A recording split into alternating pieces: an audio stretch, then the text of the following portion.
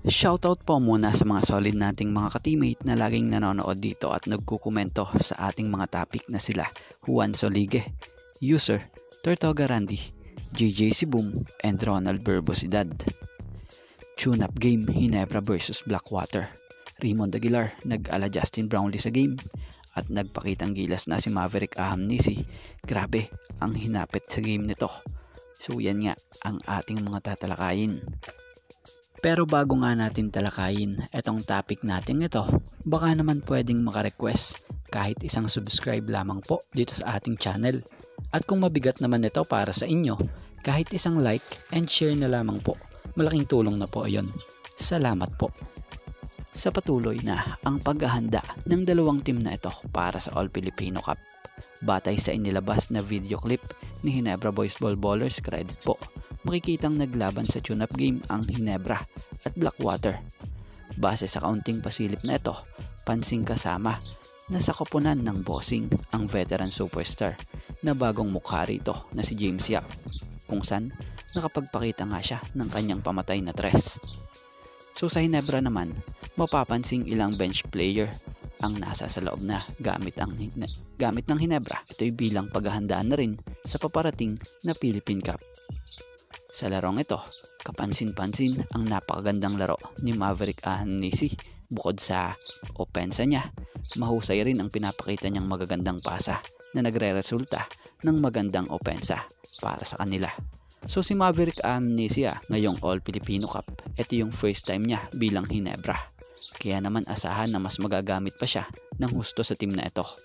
At may napansin nga rin tayo kay Maverick Ahamnisi, kaya pala sa Rain or Shine at Converge na naging team niya noong pinaglaruan na ay maganda yung mga performance niya dahil alam niya pala yung salitang respeto. Pansin nyo, minsay naging buwaya rin sa bola ito at madalas nga tira ng tira. So ngayong nasa Ginebra na siya, nakita yung respeto talaga niya sa team at sa sistema. Kaya yun, nagresultang maganda. Ngayon, pinagtitiwalaan siya as guard ng Ginebra.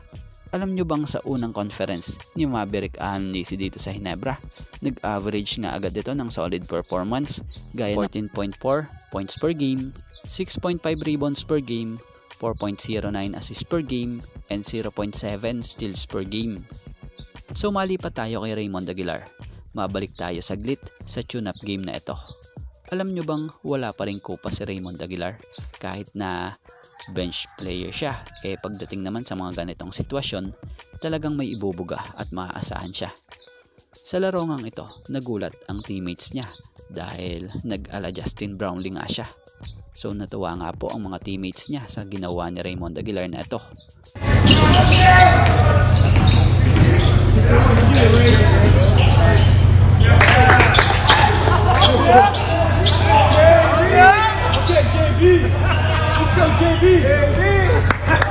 So si Raymond Aguilar siya yung big man na secret weapon kung maituturing dito sa team.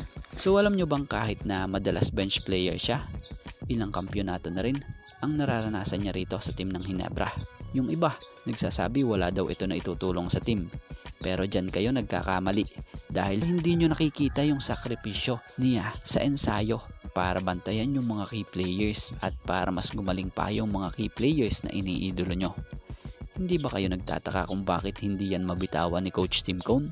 Dahil nga po ang laki ng naitutulong niya sa mga big man at si Raymond Aguilar nga po ang laging nagsasakripisyo ng katawan niyan sa banggaan man, tulakan at kung ano pa mang pisikalan para lang mahubog sa ensayo ang mga key players ng team na ito. Shoutout po muna sa mga solid nating ka-teammate na laging nanonood gaya nila Juan Solige,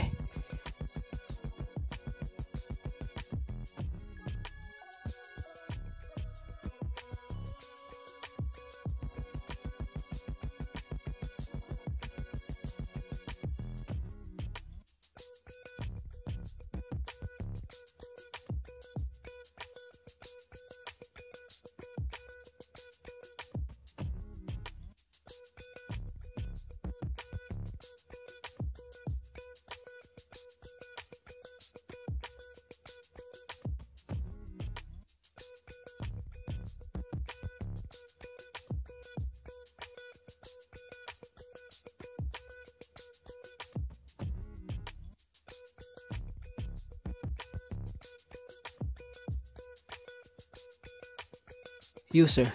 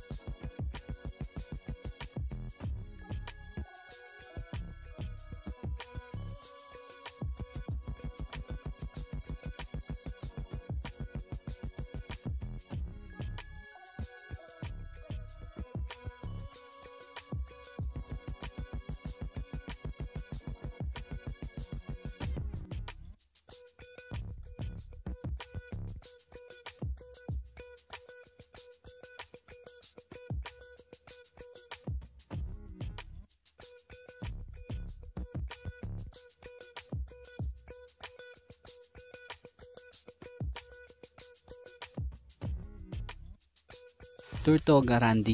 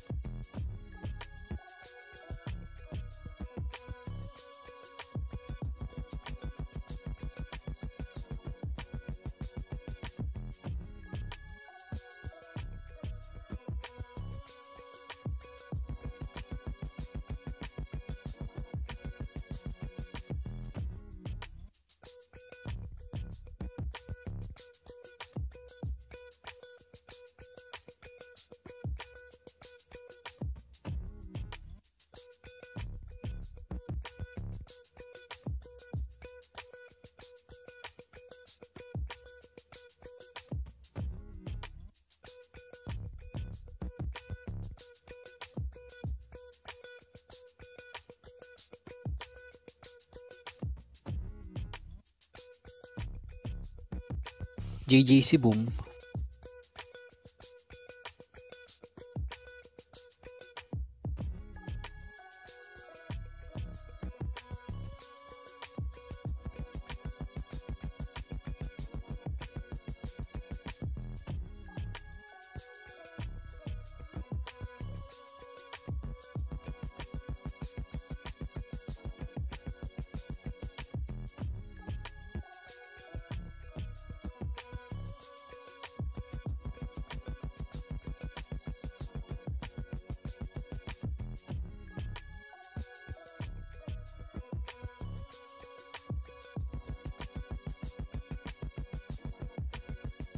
And Ronald Verbosidad.